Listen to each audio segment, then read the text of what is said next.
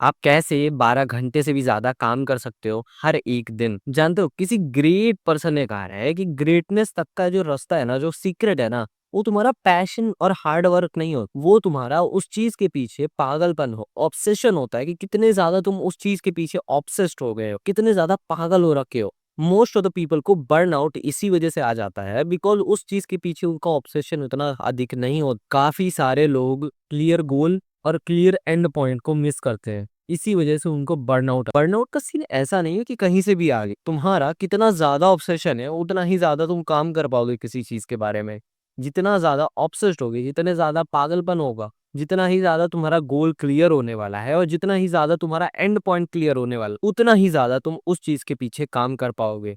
सो ये ज़रूरी है कि आप एक क्लियर गोल सेट कर लो, क्लियर एंड पॉइंट सेट कर लो। उस चीज़ को करो जिस चीज़ के पीछे आपका पागलपन काम करता है, जिस चीज़ के लिए आप ऑब्सेस्ड हो। बर्नआउट को अवॉइड करने के लिए आपको अपना एक सीज़न डिफाइन करना पड़ेगा। डिफाइन करना सीज़न को एक ऐसा काम हो जाता है कि आप एक पर्टिकुलर टाइम फ्रेम पे आप अपना काम करने वाले हो और उसके बाद फिर थोड़े से टाइम फ्रेम के लिए आप ब्रेक लेने वाले हो। For everyone this is different, हर किसी के लिए डिफरेंट होता है। इसका रेशियो आप 4:1 रख सकते हो बिकॉज वो काफी ज्यादा अच्छा माना जाता है।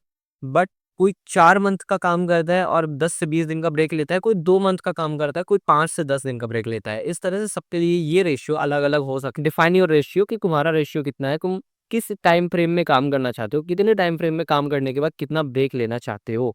अपना टाइम फ्रेम स्टार्ट करो, एक बार नोट डाउन करो किस टाइम फ्रेम पे तुम कंफर्टेबल हो और उसके अकॉर्डिंग तुमको काम करना चालू कर देना है, तुम बर्नआउट को अवॉइड कर पाओ। लोग लंबे टाइम के लिए काम नहीं कर पाते बिकॉज उनको स्पेसिफिकली क्लैरिटी नहीं होती कि क्या उनको एक्चुअल में करना है, उनको करना क्या है एक्चुअल में, ये उनको क्लैरिटी नहीं होती है। इसलिए वो लॉन्ग आवर्स के लिए काम नहीं कर। अगर तुम्हें टॉप 1% पे जाना है तो तुम्हारे दिमाग में क्लैरिटी होनी चाहिए कि तुमको करना क्या है एक्चुअल में। अगर क्या करना है एक्चुअल में अगर तुमको यही नहीं पता होगा तो तुम टॉप 1% में जाने की सोच भी नहीं पाओगे। तुम्हारे पास अगर मीनिंगफुल टास्क इनफ टाइम पे नहीं होंगे, इनफ नहीं होंगे, तो तुम बर्न आउट कर जाओगे।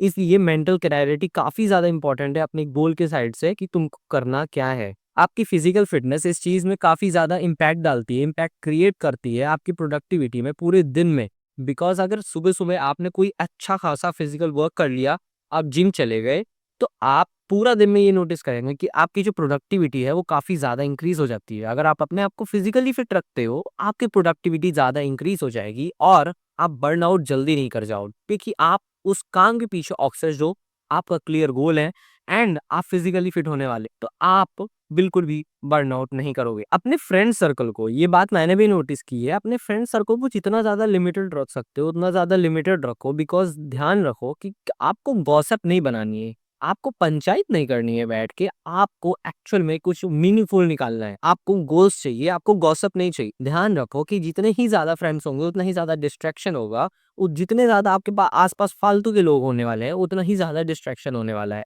उतना ही ज्यादा आप अपने काम में अनप्रोडक्टिव हो जाओगे, आप उतना ही ज्यादा उनको टाइम देने वाले हो। तो ध्यान रखो जितने कम फ्रेंड हो सके उतने कम फ्रेंड्स रहे, लेकिन मीनिंगफुल और क्वालिटी फ्रेंड्स रहे, क्वालिटी लोग आपके आसपास रहे। ध्यान रखो कि सर्कल बहुत बड़ा होने से फर्क नहीं होता, सर्कल छोटा हो लेकिन क्वालिटी वाला सर्कल होना चाहिए। That is what really matters. So limit the number of people you have in your life around your self. अपने आसपास की लाइफ में होने वाले ड्रामे को आप कम कर सकते हो, डिस्ट्रैक्शंस को आप कम कर सकते हो अगर आपके आसपास बहुत ज्यादा लोग नहीं जुड़े होते हैं आपसे।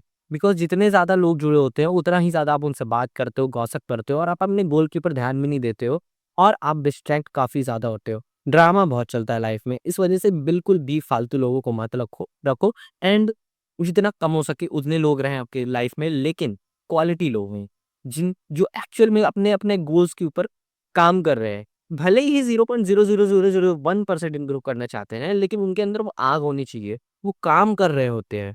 ऐसे लोग होने चाहिए। कम हो चाहिए, कम हो चलेगा लेकिन ऐसे लोग हो। और एक और भयंकर वाली बात बताऊं, treat your work as a play.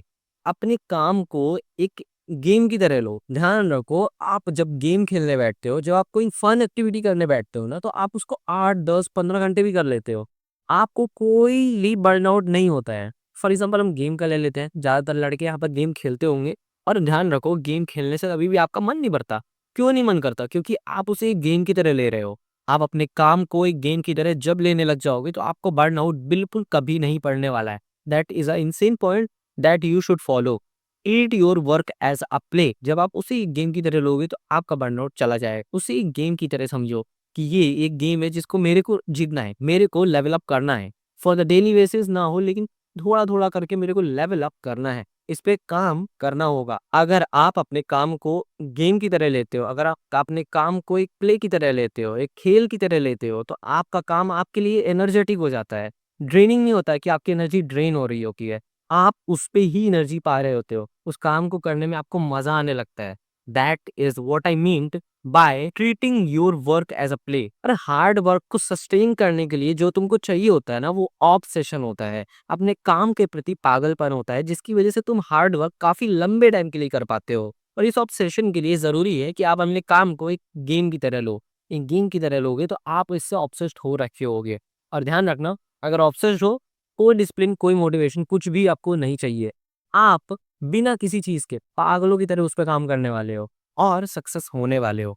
C in the next video guys. अगर इस वीडियो में तुम कुछ वैल्यू दिखी है, अगर तुमको लगता है कि इस वीडियो ने तुम्हारी लाइफ में कुछ वैल्यू ऐड की है और ये मीनिंगफुल वीडियो लगी है, तो प्लीज चैनल सब्सक्राइब कर दीजिए, वीडियो लाइक कर देना एंड शेयर कर देना अपने दोस्तों, फ्रेंड्स, फैमिलीज, ग्रुप्स के में। एंड मिलते हैं नेक्स्ट वीडियो में, तब तक के लिए